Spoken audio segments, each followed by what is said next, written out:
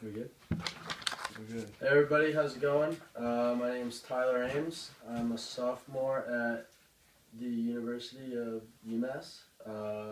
I'm a skier as well as a snowboarder, more into skiing, however, and I'm here to answer some questions from Steve. Alright, Mr. Ames. What age did you start skiing? How did you get into it? I began skiing at the age of 2.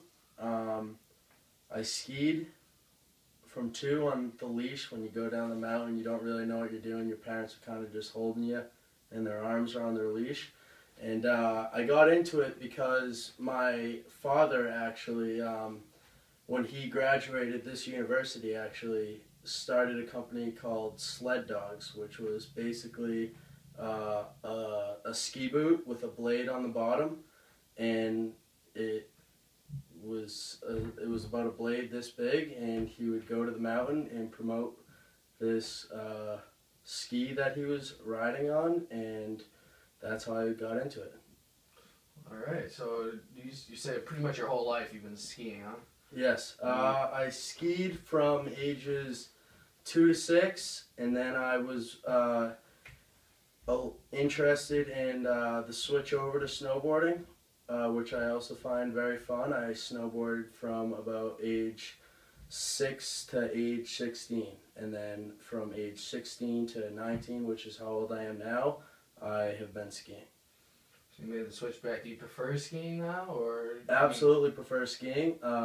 I think it's you can go a lot faster, which I like. How about from a freestyle standpoint? Do you feel more comfortable on skis doing freestyle or on a snowboard? You know, after a couple of years, you kind of get used to trying new things on the skis, and I was comfortable on the snowboard doing certain things, but once you get onto the skis, you realize that like rotating in the air on skis is definitely a lot easier. On the rails, however, I've still been working on those. I think the rails, as of right now, were easier on a snowboard, but you know, every single time I'm on the mountain, I'm trying to get better. So we're definitely trying to make the rails on skis easier in the upcoming season, hopefully. It's good. You got things to work towards. Yeah. So now, how did you get into skiing originally? Were you started off at a specific mountain? Do you have a place that you consider your home mountain? Yeah, like when I started out at age 2, we had a house up in New Hampshire that we owned with a couple other families and a bunch of kids in a house with a group of parents that all are alumni of UMass. We would head up on the weekends. So I never played a winter sport growing up in elementary school or middle school or high school or anything, because skiing was my sport. The homestead for skiing growing up, when I first started, there was a small mountain, probably about 30 trails or so, up in New Hampshire. It was called the Balsams, and we'd drive there in the morning. We'd leave around 7 in the morning and hopefully get to the mountain by like 8:15. So we went to that mountain, and then we were also a big fan of Bretton Woods and Wildcat, which are right around Mount Washington, which is a very big mountain up in New Hampshire. One is on one side of Mount Washington, the other's on the other. And I'd say those 3 mountains are where everything pretty much started off. Very well. Have you ever been out west skiing, riding? Yeah. When I was what was it? I want to say 7th grade. My dad had been going out to a mountain out in Utah called Snowbird, which is a very steep terrain mountain, a lot of good terrain. From a freestyle perspective, I wasn't too serious into the freestyle at that point, but I absolutely love backcountry skiing, and he had always told me that he wanted to bring me out, and finally, once I got brought on to the, as they said, the guys trip, I got invited out there with him and about a dozen other guys, and I was the youngest kid out there. So could you hang with them, being Oh so yeah, much younger? yeah. You proved yourself? Oh, I proved myself. You know, everyone was asking why is Joe bringing out his son? Is he going to be able to keep up? And I found myself in some very iffy situations, which I like to find myself in because it really tests your ability. And I just remember this one run. You know, it's so steep out there. At some points, you'll find yourself dropping into they call them bowls out there because it's so open. There's not as many trees. You'll go to a bowl and the to drop in, it's about that steep and a ledge. You got to really launch yourself in there, and all these like 45-year-old men are kind of like looking over the edge like, where am I gonna go?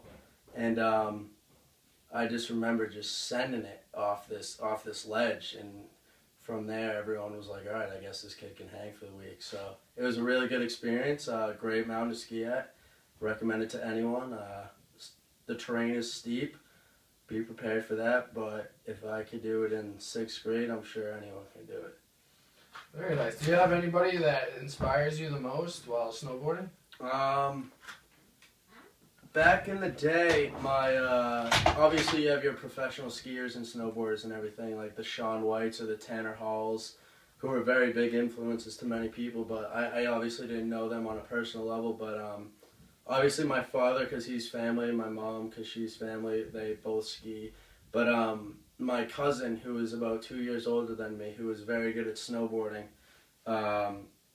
who grew up skiing in Vermont, which is a very, very good area to ski in, he was a very good freestyle snowboarder.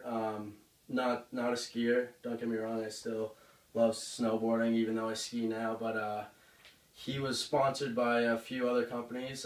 He lived in my hometown growing up, and whenever he'd film, I'd ride with him a few weekends out of the year or the season and film him, and then go through some editing videos with him. So I'd say him and one of my buddies that I grew up skiing with, we'd go back and forth testing each other's ability on the mountain. Do you find it beneficial to have someone that pushes you to, send it big? And... Oh yeah. I always like skiing with a person.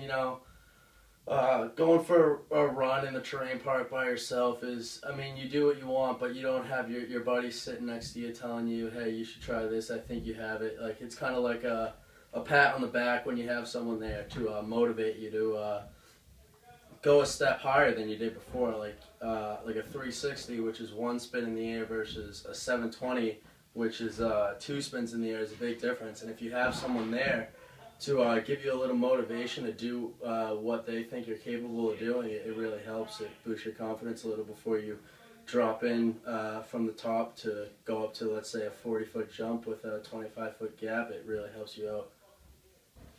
All right. Have you had any injuries in your skiing riding career? Yeah. Obviously, injuries are never a good thing, but they're gonna happen all throughout life, and especially on the mountain. Obviously you want to wear the proper equipment. I've always worn a helmet growing up on the mountain. I have had a few injuries, unfortunately, and obviously it's never a good thing. I've had a few concussions skiing. I bit the side of my tongue off, and my teeth chipped pretty good, which was definitely not fun. So did you have to get the tongue sewed on? Oh yeah, the tongue sewed back on was not a good process whatsoever. And you got to have that in the back of your head when you're on the mountain. Obviously you're out there to have a good time, but you always got to think smart and have a clear head when you're on the mountain. And hopefully you don't get any injuries, but it will happen, and you just got to accept it for what it is. So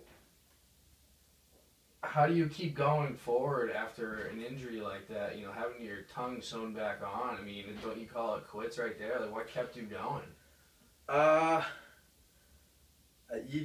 Like I said, you always have that person who's there to keep you motivated and keep doing what you love. And to be honest, when I'm on the mountain, I don't have a worry in the world. That's like my peaceful spot. So yeah, you have those injuries. Those are tough times, but it's life's about peaks and valleys. Obviously, an injury is a valley, but when you're back on the mountain, you're right back at the peak where the chairlift drops you off and you're ready to go. You know, it's tough, but you got to fight through it and hope for the best. Okay, so would you say you get a natural high from, you know, going off these jumps and being 20 plus feet up in the air? Yeah, you know, obviously when you're on the mountain and you're going however fast you want to go, your adrenaline's going to be pumping, especially when you're 20 feet in the air, whatever. You're gonna feel like you're in the zone and you're ready to crush the next run. You got a lot to think about, and your adrenaline is going to be going. Whether you're going off a cliff, going through trees in the glades, going off jumps, doing rails, boxes, whatever it is, you're gonna feel a natural high from that. You're gonna feel like you're in the zone if you're comfortable where you're at, and you just got to have the time of your life out there. You know, you got to have fun when you're out on the mountain and not worry about the small problems in life.